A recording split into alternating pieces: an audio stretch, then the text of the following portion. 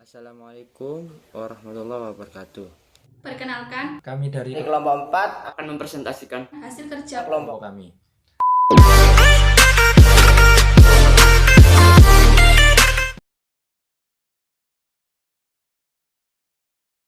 logam alkali tanah memiliki sifat yang reaktif sehingga di alam hanya ditemukan dalam bentuk senyawanya.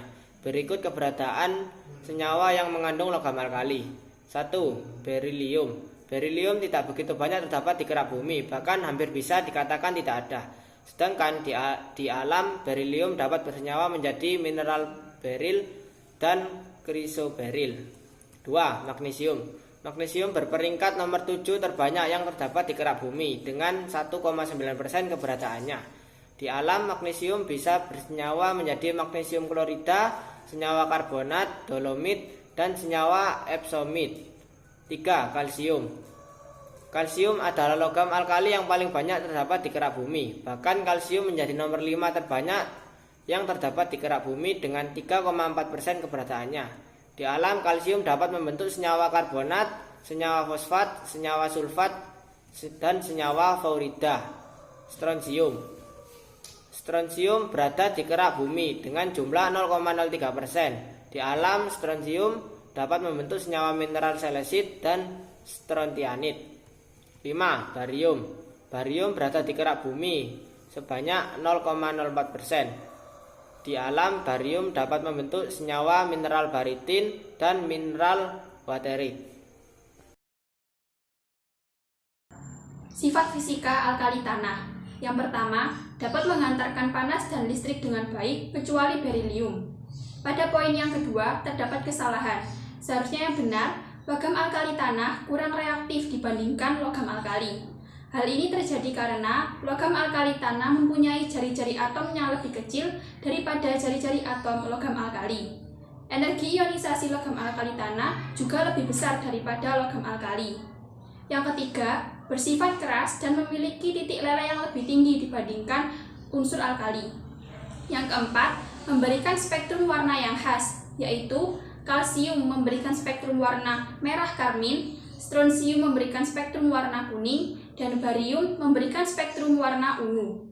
Yang kelima, relatif lunak, tetapi masih lebih keras daripada logam alkali. Hal ini dikarenakan logam alkali tanah mudah membentuk kristal dengan susunan yang rapat, sehingga lebih keras daripada logam alkali. Yang keenam, umumnya sulit dilarutkan di dalam air. Logam alkali dan alkali tanah umumnya jika dilarutkan dalam air akan membentuk larutan basa. Sifat kimia dari alkali tanah. Yang pertama, logam alkali tanah memiliki jari-jari atom yang besar dan harga ionisasi yang kecil. Yang kedua, semua logam alkali tanah juga mempunyai kecenderungan teratur daya reduksi yang semakin kuat dan berilium ke barium. Yang ketiga, mudah membentuk ion-ion positif. Yang keempat, semua logam alkali tanah merupakan logam yang tergolong reaktif meskipun kurang reaktif dibandingkan unsur alkali. Yang kelima, senyawa BeOH bersifat amfoter, artinya bisa bersifat asam atau basa. Yang keenam, Be tidak bereaksi dengan air, Mg bereaksi dengan air panas, Ca, Sr, dan Ba bereaksi dengan air dingin. Yang ketujuh, bereaksi dengan asam ecer, hanya Be yang bereaksi lambat. Yang kedelapan, logam alkali tanah dibuat melalui proses elektrolisis klorida dan fluorida cair dan juga reduksi dengan karbon atau aluminium. Pembuatan alkali tanah. Ekstraksi berilium. Yang pertama, metode reduksi. Untuk mendapatkan berilium bisa didapatkan dengan mereduksi BeF2. Sebelum mendapatkan BeF2, kita harus memanaskan beril dengan Na2SiF6 hingga 700 derajat Celcius. Karena beril adalah sumber utama berilium. Dengan reaksi BeF2 plus Mg menghasilkan MgF2 plus Be. Yang kedua, dengan metode elektrolisis. Untuk mendapatkan berilium, juga kita dapat mengekstraksi dari lelehan BeCl2 yang telah ditambah NaCl. Karena BeCl2 tidak dapat menghantarkan listrik dengan baik, sehingga harus ditambahkan dengan NaCl. Reaksi yang terjadi yaitu pada katoda Be2+ plus 2E menghasilkan Be. Pada anoda 2Cl- menghasilkan Cl2 plus 2E. Ekstraksi magnesium. Yang pertama, dengan metode reduksi. Untuk mendapatkan magnesium, kita dapat mengekstraksinya dari dolomit, karena dolomit merupakan salah satu sumber yang dapat menghasilkan magnesium. Dolomit dipanaskan sehingga terbentuk MgO-CaO.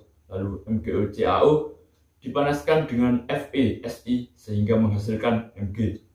2 MgO-CaO plus FeSi menghasilkan 2 Mg plus Ca2SiO4 plus Fe.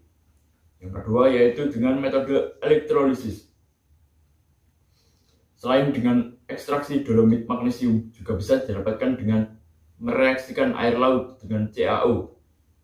Reaksi yang terjadi yaitu pada katoda CaO plus H2O menghasilkan Ca2 plus 2OH. Pada anoda Mg2 plus 2OH menghasilkan MgOH 2 kali. Selanjutnya MgOH 2 kali direaksikan dengan HCl untuk membentuk MgCl2. Reaksi yang terjadi yaitu MgOH 2 kali plus 2 HCl menghasilkan MgCl2 plus 2H2O. Setelah mendapatkan lelehan MgCl2, kita dapat mengelektrolisisnya untuk mendapatkan magnesium. Reaksi yang terjadi yaitu pada katoda Mg2 plus 2E menghasilkan Mg. Pada anoda 2Cl- menghasilkan Cl2 plus 2E. Ekstraksi kalsium. Yang pertama yaitu metode elektrolisis. Batu kapur adalah sumber utama untuk mendapatkan kalsium. Untuk mendapatkan kalsium, kita dapat mereaksikan CaCO3 dengan HCl agar terbentuk senyawa CaCl2. Reaksi yang terjadi yaitu CaCO3 plus 2HCl menghasilkan CaCl2 plus H2O plus CO2. Setelah mendapatkan CaCl2, kita dapat mengelektrolisisnya agar mendapatkan kalsium. Reaksi yang terjadi yaitu pada katoda Ca2 plus 2E menghasilkan Ca. Pada anoda 2Cl- menghasilkan Cl2 plus 2E. Yang kedua yakni dengan metode reduksi. Logam kalsium juga dapat dihasilkan dengan mereduksi CaO oleh Al atau dengan mereduksi CaCl2 oleh natrium. Reduksi CaCO oleh Al dapat direaksikan dengan reaksi berikut. 6CaO plus 2Al menghasilkan 3Ca plus Ca3Al2O3. Reduksi CaCl2 oleh Na yaitu CaCl2 plus 2Na menghasilkan Ca plus 2NaCl. Ekstraksi strontium. Metode elektrolisis. Untuk mendapatkan strontium, kita dapat mendapatkannya dengan mengelektrolisis lelehan SrCl2. Lelehan SrCl2 bisa didapatkan dari senyawa silisit, karena senyawa silisit merupakan sumber utama strontium. Reaksi yang terjadi yaitu pada katoda Sr2 plus 2E menghasilkan Sr. Pada anoda 2Cl- menghasilkan Cl2 plus 2E. Ekstraksi barium. Yang pertama, metode elektrolisis. Barit adalah sumber utama untuk memperoleh barium. Setelah diproses menjadi BaCl2, barium bisa diperoleh dari elektrolisis lelehan BaCl2. Reaksi yang terjadi yaitu pada katoda Ba2 plus 2E menghasilkan Ba. Pada anoda 2Cl- menghasilkan Cl2 plus 2E. Yang kedua yakni metode reduksi. Selain dengan elektrolisis, barium bisa kita peroleh dengan mereduksi BaO oleh aluminium. Reaksi yang terjadi yaitu 6BaO 2Al menghasilkan Ba plus Ba3Al2O5. Yang saya akan bahas adalah kegunaan alkali tanah.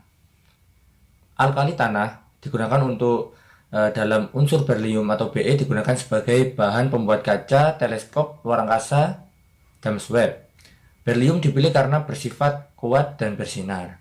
Yang kedua, unsur magnesium hidrosida dijadikan sebagai obat. Biasanya dijadikan obat mah. Dan magnesium dijadikan sebagai bahan untuk membentuk alloy atau paduan logam bersama aluminium atau Al. Yang keempat adalah kalsium. Kalsium atau Ca digunakan sebagai pengekstrasi logam dari oksidanya.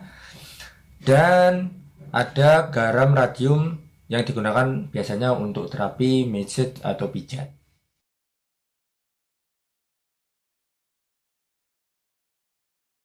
Nomor 1. Senyawa alkali tanah yang digunakan untuk menetralkan asam lambung adalah A. MgO, B. MgSO4, C. MgCO3, D. MgOH2, E. MgSO4 2H2O.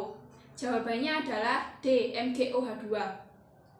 Alasannya, karena magnesium hidroksida tidak larut dalam air, alkohol, kloroform, dan ether, namun larut dalam asam encer.